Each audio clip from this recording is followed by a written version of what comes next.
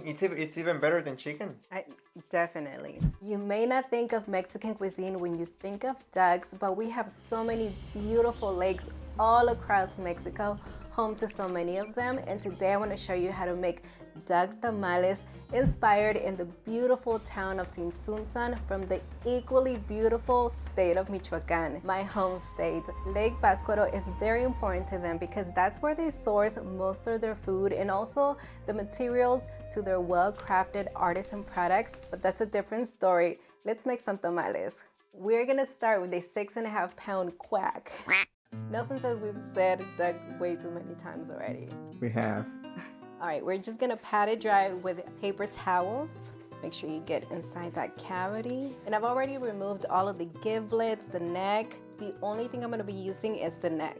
To break it down, first we need to remove all of that skin from the neck area. Now I'm gonna cut along both sides of the breastbone. You should be able to see it and feel it. And the back of my knife is resting against the bone as I make strokes. Just looking for that bone and cutting right along. Duck does have a lot of fat, but that's gonna work in our advantage because we're gonna render it and use it to flavor the entire tamal. See, there's a generous portion of fat right in between the breast and the leg, thigh area. Cut through the skin in order to release the entire breast area into one piece. The wing joint is now exposed, just cut right in between. To cut out the wing tip, just cut right in between the joints. Do the same thing on the other side of the breast. Cut along both hip bones. Pop out the joints. Beautiful, that's so satisfying. And you should be able to see those joints. So you can make a cut right in between in order to release the thigh and the leg. Flip it over, cut the leg out. Now the other side. Here's my oyster. I'm just gonna make sure to remove that as well. Cut through the joint, skin, and there it is.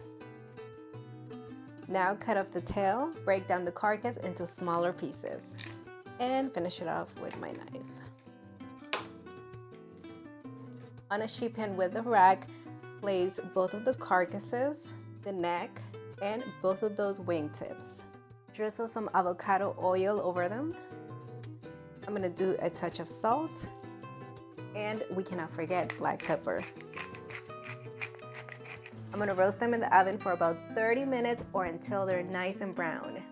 Back to the meat, we're gonna season both sides generously with salt, but we did have to take a break because while I was washing dishes, I had an incident on my right hand. It's all taken care of, but you are gonna see me wear a glove the entire time. It is what it is. And we cannot forget freshly ground black pepper. It's a beautiful thing.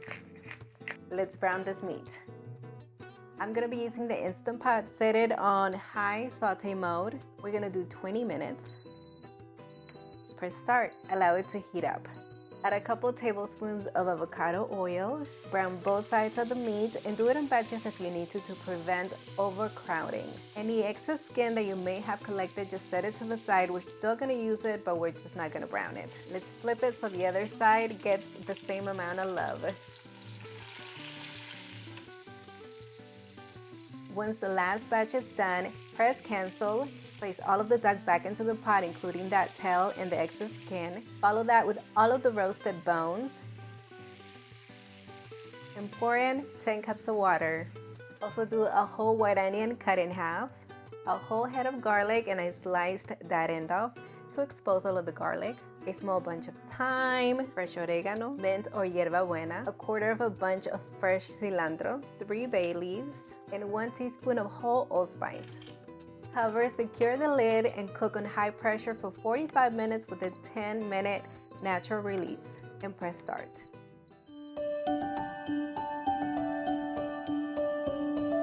The Instant Pot is almost done.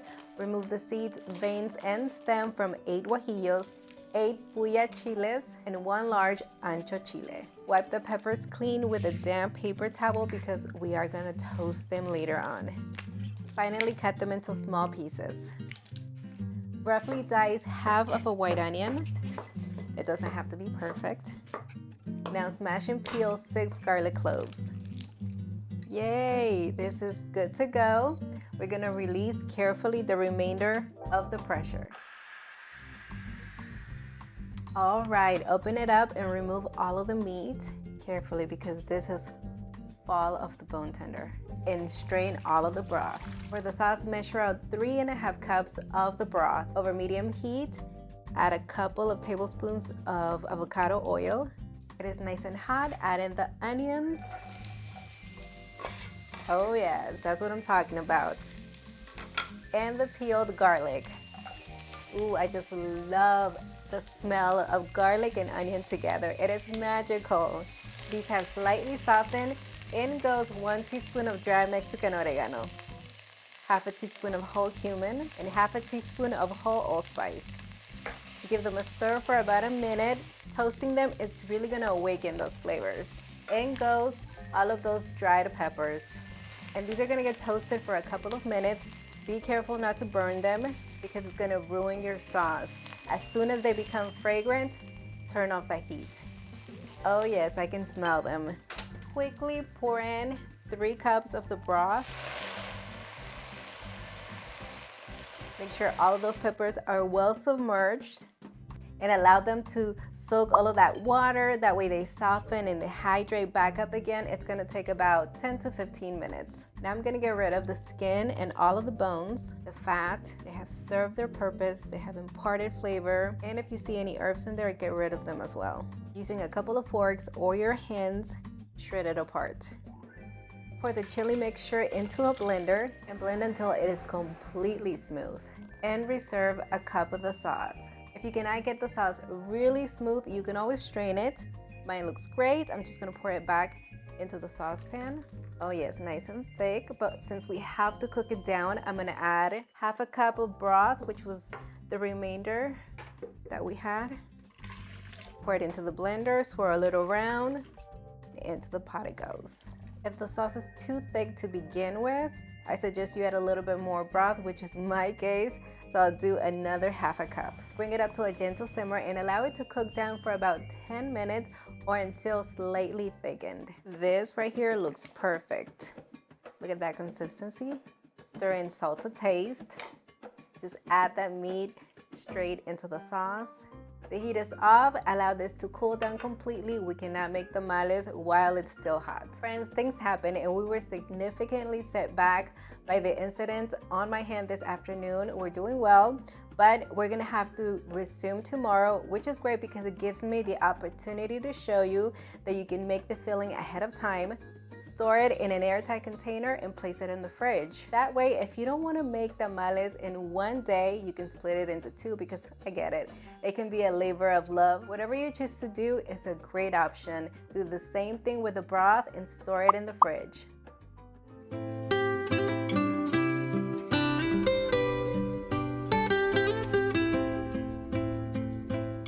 It is a brand new day. We are feeling good and picking up where we left off yesterday, which is the leaves. I've actually sorted through them. You want to pick medium to large in size. A few holes here and there is fine, but you want them to be mainly towards the top and the bottom of the leaf because if they're in the center, your masa is gonna leak out. We don't want that. And you are gonna need additional ones that don't have to be perfect. Just pick through, get about 15 of them. And I've got about 25 of the good looking ones. Just soak them in warm water for about 20 to 30 minutes. Meanwhile, let's start on that masa. Mix together 1 tablespoon of baking powder and 2.5 teaspoons of kosher salt with 6 cups of instant corn masa harina, and this is the same kind that I use for making tortillas. Whisk that in, and I am gonna leave you the link to the masa harina down in the description area, just in case you need it. Let's get a bigger bowl. This is where all the action is going to happen. Now, remember all of that broth we stored last night? This morning, I actually took it out, removed some of that fat that rose to the top, which is super easy to do because it's already kind of set up. Transferred it to a different container. Now, you're not gonna have enough, so you are gonna have to buy the remainder of the duck fat. This is the brand that I like to use, and I love it because it has 1 ingredient. Duck fat. In a large bowl, add in all of that fat. We need 3/4 of a cup. Use whatever we rendered and the rest from the one we bought. Whisk it in. We don't want any lumps. Maybe a few is fine, but most of them need to be gone. I whisked for a couple of minutes. This is looking nice and creamy. Pour in 3/4 cups of avocado oil and continue whisking until everything is well combined. I like doing a combination of fats, one that's neutral in flavor because it's gonna bring us balance. We don't want that duck flavor to overpower, but we want it to be nice and exquisite. Mix in half of that masa first. Once fully incorporated, add the remainder. This is looking like wet sand. Incorporate the cup of the sauce we reserved. And you do want it to be at room temperature, so if you had it in the refrigerator, make sure you pull it out beforehand. Time for the broth. It was nice and gelatinous. All I did was warm it up, and we are gonna need 3 to 4 cups. Add it gradually and knead in between additions. It could take more or less depending on the temperature of the room and also the temperature of the broth. We really are going by feel. We're pushing for a lot of moisture because it has to be really, really soft and pliable, but we're trying to keep its shape. Once you get it to the right consistency, continue kneading for 5 minutes. All right, we used 3 cups and 3/4, and look how smooth this is. Very pliable, and when you stamp your hand on there, you can see how shiny it is. We've got enough fat. I'm just gonna cover it with a clean kitchen towel to prevent it from drying out. Let's very quickly rinse and drain all of those corn husks. We are ready. As for the filling, I placed it in the microwave for a couple of minutes because it needs to be at room temperature, and just give it a quick mix. Grab a corn husk, shake some of that excess water, place it on a flat surface, smooth side up. That's the side that we're using. Take some of the dough, roll into a bowl, then flatten into a disc. Place it in the center of the husk and spread in all directions.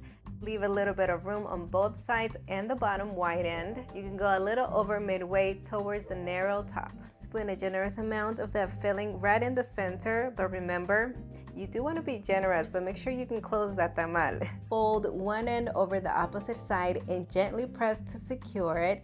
Peel the husk away, fold over the opposite side and lightly press. Tuck the husk, roll towards the opposite direction, wrapping the tamal. Feel where the masa ends at the top and fold downward. Lightly press the bottom. Keep having fun making the rest of the tamales, following the same steps. You're gonna end up with 22 to 24 beautiful tamales. Pour a generous amount of water inside a large steamer pot and stop before you reach the rack. Turn the heat to medium-high. Now cover the surface of the rack with a few corn husks. Make a base with 3 tamales open side towards the center and lay the rest all around. Finally, cover them with a few corn husks. This is now boiling. Lower the heat to medium-low. Cover the pot.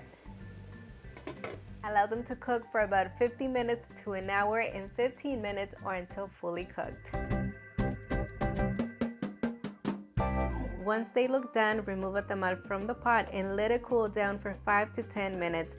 Then unwrap it. They are done if it releases easily from the husk, sets up, and does not taste like raw masa anymore. Turn off the heat, keep that pot covered, and enjoy. You're gonna love these.